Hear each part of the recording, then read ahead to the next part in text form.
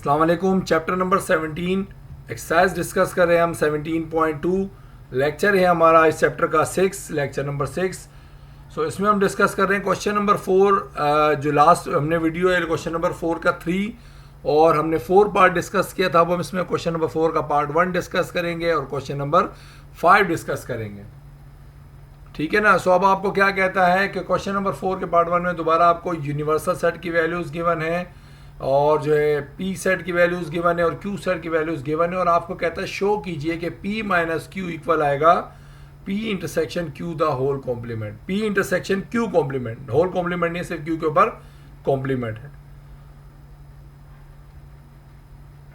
तो देखिए हम सोल्यूशन लिख रहे हैं क्योंकि हम सबसे पहले इन सेट्स को सिंप्लीफाई करके लिखेंगे। यूनिवर्सल सेट आपको नज़र आ रहा है, इंटीजर्स का सेट है जो -4 से कम है और 6 के दरमियान है, यानी -4 से 6 के बीच में, यानी -4 से बड़े हैं और 6 से लेस हैं, पॉजिटिव 6 है। लिहाजा हम यहाँ जो वैल्यूज लिख रहे हैं देखें, इंटीजर्स में -3, -2, -1, 0 एंड कहा था कि 6 से लेस होते हैं 5, तो हमने यहाँ तक लिख दिए। अगर तो ये इक्वल नीचे इक्वल भी लगा होता 6 के तो यहाँ 6 तक लिखते हैं। सिमिलरली पी जो है इवन नंबर्स का सेट है, -4 से जो है ना पॉजिटिव 6 के दरमियान के जो इवन नंबर्स हैं डैट इज -2, 0, 2 एंड 4। फिर अगर हम बात करें क्यू की, तो क्यू जो है आपके पास 2, 3, 5 है क्योंकि आप प्राइम नंबर्स की बात कर रहे हैं, प्राइम नंबर्स जो 6 से लेस हों। तो आपको पता है प्राइम नंबर शुरू होते हैं 2 से, 2, 3, 5, 7, बट चूँकि हमें 6 के नीचे यानी 6 के लेस देन कहा गया है, इसलिए 2, 3, 5 हमारे पास सेट। तो ये हमारे 3 सेट्स आ गए, यू, पी और क्यू सिंप्लीफाइड हमने, ये हमारे पास थी सेट बिल्डर फॉर्म। इससे सबसे पहले हमेशा हम किस में लिख देते हैं, क्वेश्चंस को टेबुलर फॉर्म के अंदर लिख देते हैं। प्रूफ लिखेंगे, जो प्रूफ करना हो आपको उसको लिखेंगे, पी माइनस क्यू इक्वल आएगा पी इंटरसेक्शन क्यू कॉम्प्लीमेंट के, लिहाजा हम लिखेंगे लेकिन लेफ्ट हैंड साइड आपके पास जो भी है आप उसको लिख देंगे। और लेफ्ट हैंड साइड चूंकि हमारे पास p माइनस क्यू हमने लिख दिया, अब हमें नजर आ रहा है इसमें p और q को सिर्फ माइनस करना है, यानी इनका डिफरेंस निकालना है। तो हम क्या करेंगे, p माइनस क्यू की वैल्यूज लिख देंगे, p की जगह p की वैल्यूज लिखेंगे, माइनस की जगह माइनस आ जाएगा, q की जगह q की वैल्यूज लिख देंगे। अब आपको पता है माइनस का मतलब होता है जो सेम वैल्यूज होती हैं वो कट जाती हैं और जो बाकी फर्स्ट सेट के अंदर बचती हैं उसको लिखते हैं। देखिए यहाँ पर आप देख सकते हैं 2 से 2 कट गया और बाकी आपके पास यहाँ 3, 5 बच रहा है यहाँ पर। तो याद रहे हम कभी भी माइनस करते हुए यहाँ के नंबर्स को नहीं लिखते, जो फर्स्ट ब्रैकेट होता है उसके अंदर जो बचते हैं सिर्फ उनको लिखते हैं। ठीक है, तो हमने इसमें से इसको माइनस किया तो 2 तो सिर्फ 2 कट गया, बाकी बच गया -2, 0 एंड 4। याद रहे यहाँ के जो दूसरा सेट होता है उसमें बचने वाले एलिमेंट्स को नहीं लिखते हम। तो ये हमारे पास आ गया p माइनस क्यू, और जनरली हमारा चूंकि लेफ्ट हैंड साइड यही था लिहाजा ये हम लिख सकते हैं लेफ्ट हैंड साइड आ गया हमारा। तो हमारा लेफ्ट हैंड साइड आ गया -2, 0 एंड 4। अब हम बात करते हैं इस राइट हैंड साइड की, तो हम लिखेंगे टेकिंग राइट हैंड साइड, और राइट हैंड साइड जो भी हमारे पास है हम उसको एक बार मेंशन करेंगे कि p इंटरसेक्शन q कॉम्प्लीमेंट जो हमारा राइट हैंड साइड है। अब हमें यहाँ पता चल रहा है कि p का इंटरसेक्शन निकालना है q के कॉम्प्लीमेंट के साथ। तो ये बात अंडरस्टूड है, पहले q का कॉम्प्लीमेंट निकलेगा उसके बाद इसका इंटरसेक्शन निकल सकता है। तो हमें पता है q का कॉम्प्लीमेंट इक्वल होता है u माइनस क्यू के। किसी भी चीज़ का कॉम्प्लीमेंट निकालने के लिए हम क्या करते हैं, हमेशा उसको यूनिवर्सल सेट से माइनस करते हैं। लिहाजा यहाँ पर हम क्या करेंगे, q कॉम्प्लीमेंट का मतलब क्या हुआ, u माइनस क्यू हो गया, लिहाजा हम u की जगह यूनिवर्सल सेट की जगह उसकी वैल्यूज लिख देंगे, और जो थी -3, -2, -1, 0, 1, 2, 3, 4, 5, फिर माइनस लिखा, और q की जो वैल्यूज थी आपके पास थी 2, 3 एंड 5, यहाँ पर हमने इनको पुट कर दिया। अब आप देख सकते हैं माइनस में हमेशा क्या होता है, जो सेम वैल्यूज होती हैं वो कैंसिल हो जाती है। जैसे 2 से 2 कैंसिल हो जाएगा, 3 से 3 कैंसिल हो जाएगा एंड 5 से 5 कैंसिल हो जाएगा। अब यहाँ चूंकि सब कैंसिल हो गया तो इसका मतलब यहाँ जो एलिमेंट बचेंगे सिर्फ और सिर्फ वो फिलहाल इत्तेफाक से हम लिखेंगे, लेकिन हमेशा आपको पता होना चाहिए जब भी हम माइनस करते हैं यहाँ पर अगर कोई नंबर बच भी रहा हम उसको नहीं लिखते हैं। ठीक है, तो हमने यहाँ क्यू कॉम्प्लीमेंट दोबारा से लिखा और उसका जो हमारे पास आंसर आया वो क्या आ गया, देखिए यहाँ पर -3 बचा, -2 बचा, -1 बचा, 0 बचा, 1 बचा, फिर 2 नहीं बचा और 3 भी नहीं बचा और 5 भी नहीं बचा क्योंकि 2, 3, 5 कैंसिल हो गया। बाकी यहाँ 4 बचा था इसलिए हमने 4 को यहाँ पर लिख दिया। तो ये हमारे पास जो आंसर आई किसका आ गया, क्यू कॉम्प्लीमेंट का आंसर आ गया। अब हमें करना क्या था, p का इंटरसेक्शन निकालना है q कॉम्प्लीमेंट के साथ। ठीक है, हमें जो रिक्वायरमेंट थी राइट हैंड साइड पे क्या लिखा था, p इंटरसेक्शन q कॉम्प्लीमेंट था।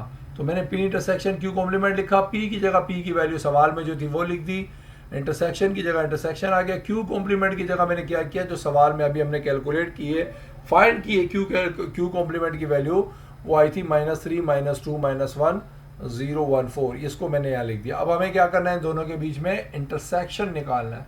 इंटरसेक्शन का मतलब आपको पता है क्या निकालना है, इनके दरमियान जो कॉमन नंबर है उनको लिखते हैं इंटरसेक्शन के अंदर। लिहाजा हम देखते हैं यहाँ पर कॉमन क्या नज़र आ रहा है आपको, यहाँ पर आप देख सकते हैं -2 आपको कॉमन नज़र आ रहा है, इसके अलावा आपको 0 कॉमन नज़र आ रहा है, इसके अलावा आपको 4 कॉमन नज़र आ रहा है। लिहाजा आपने लिख दिया P intersection Q complement that is -2 0 and 4। लिहाजा ये आपका फाइनल आंसर हो गया राइट हैंड साइड का, इसलिए मैं इसको लिख सकता हूँ राइट हैंड साइड का आंसर है ये।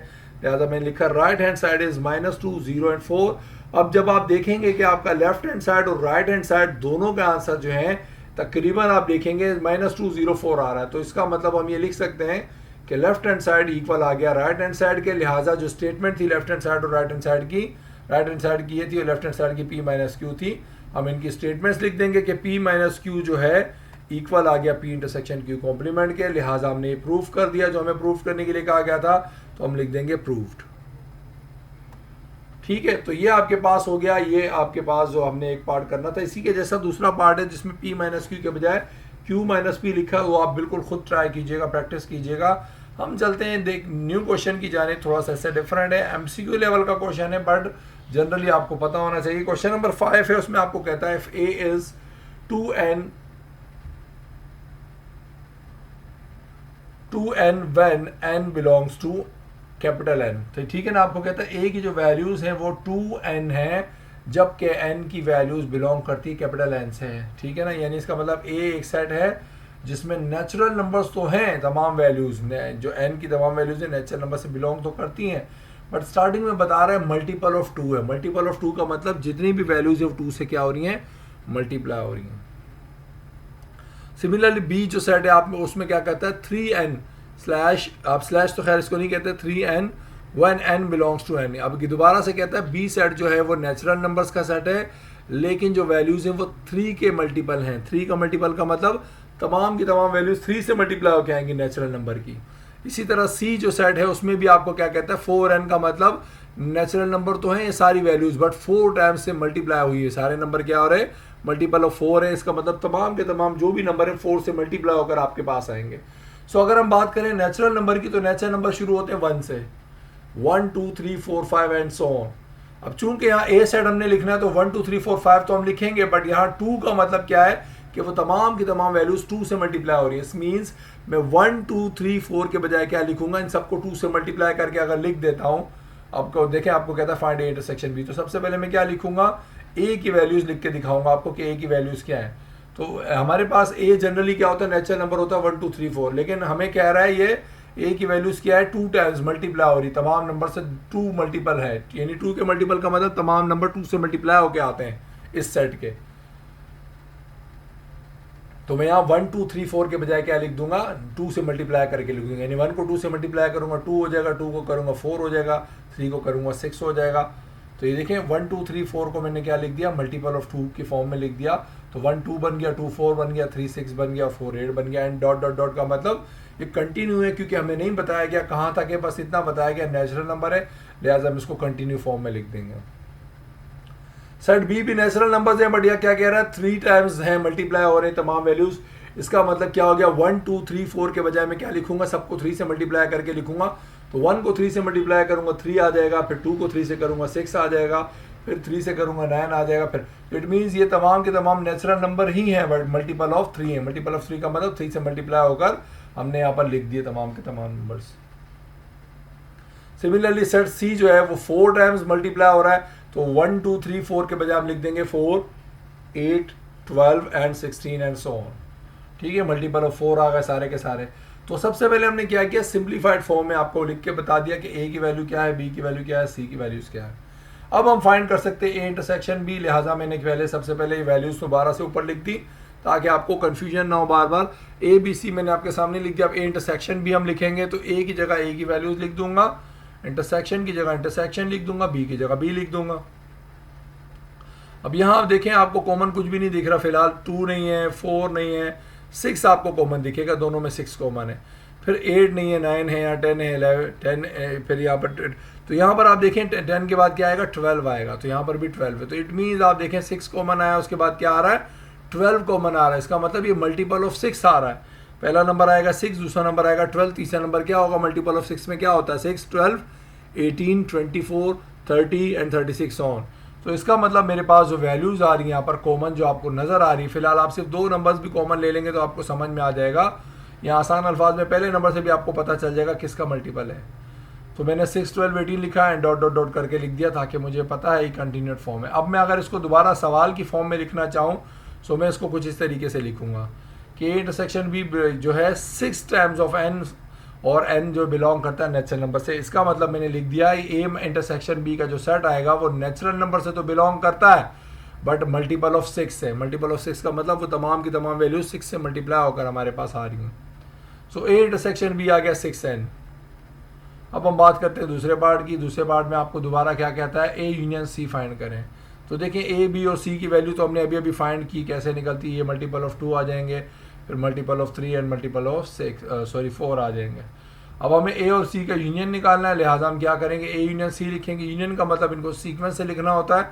सीक्वेंस से जब मैं लिखूंगा तो देखें 2 आ जाएगा, 4 आ जाएगा, 6 8 10 12, ठीक है, 14 16। तो अगर आप देखें तो ये तमाम के तमाम अगर हम यूनियन करें इनको तो 2 4 6 2 4 6, फिर उसके बाद 8 आ जाएगा, 8 आ जाएगा, फिर 10 आ जाएगा यहाँ से, फिर 12, फिर तो इट मीन्स ये घूम फिर के आपके पास सेट ए बन रहा है अगर आप गौर से देखें तो इसका मतलब ए यूनियन सी आपके पास आ गया 2 4 6 8 10। और इसको अगर मैं जनरल वे में लिखना चाहूँ तो आप देख सकते हैं नेचुरल नंबर तो हैं बट ये किससे मल्टीप्लाई हुए हैं, इन द फॉर्म ऑफ 2 से 2 के मल्टीपल नजर आ रहे हैं। यानी आसान अल्फाज में अगर आप गौर से देखें तो ये सेट ए ही पूरा लिखा हुआ दोबारा।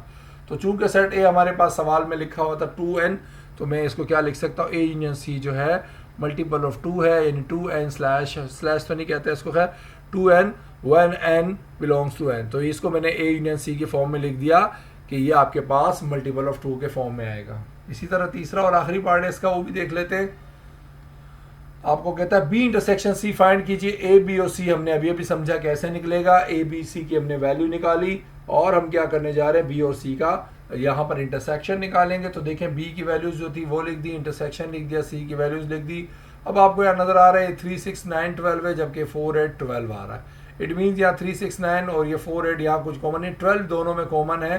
तो इसका मतलब आपको पहला फैक्टर पता चल गया 12 है, तो इसका मतलब आप 12 का सेकंड फैक्टर क्या होगा आपको अंदाजा हो गया होगा अब, यानी मल्टीपल ऑफ 12 है। तो 12 का मल्टीपल क्या होता है, 12 फिर 24 फिर 36 फिर 48 फिर 60। तो इट मीन्स मैं यहाँ इंटरसेक्शन में 2-3 टर्म्स लिख दूंगा कि पहली अगर टर्म 12 है तो इट मीन्स दूसरी टर्म क्या होगी, मल्टीपल ऑफ 12 में, यानी 24 होगी, 36 होगी, डॉट डॉट कंटिन्यू होगी। तो इसको हम अगर जनरल वे में लिखना चाहें तो मैं इसको लिख सकता हूँ मल्टीपल ऑफ 12 है ये।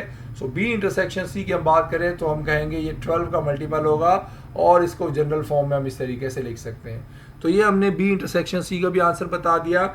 और जो है अब आप देख सकते हैं आपको ये लाजमी फॉर्म्स पता होनी चाहिए, इसको मल्टीपल की फॉर्म में भी आप बिल्कुल लिखना सीखें ताकि अगर एमसीक्यू में इस तरीके की कन्फ्यूजन आपको कभी भी ना हो, इस तरह के ऑप्शंस आए तो आप कभी कंफ्यूज ना हो।